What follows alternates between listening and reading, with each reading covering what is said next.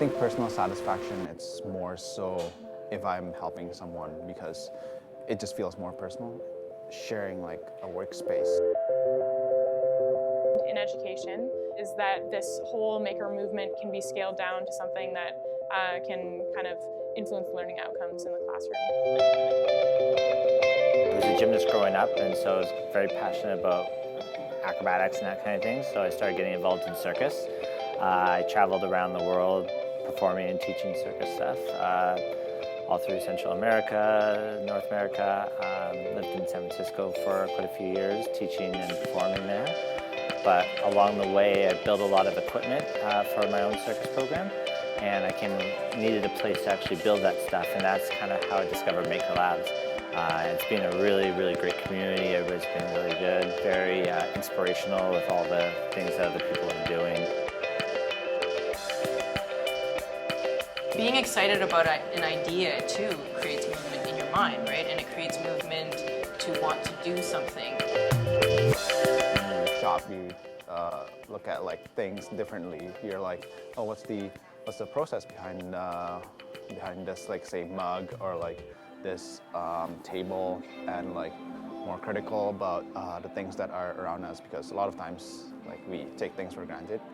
We also create like a lifestyle and accessibility for other people, so other people can do what we can also do.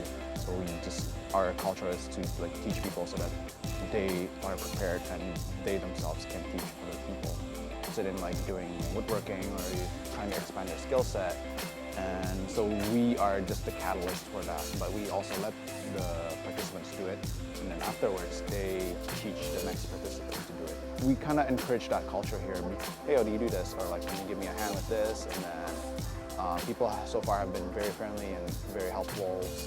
A lot of the time we get recent grads coming in who have just graduated with some like amazing educational programs like industrial design at Emily Carr, design at SFU, and BCIT students and stuff like that. And they have graduated and all of a sudden they don't have access to their shops and labs that they had access to for the last 4 or 5 years.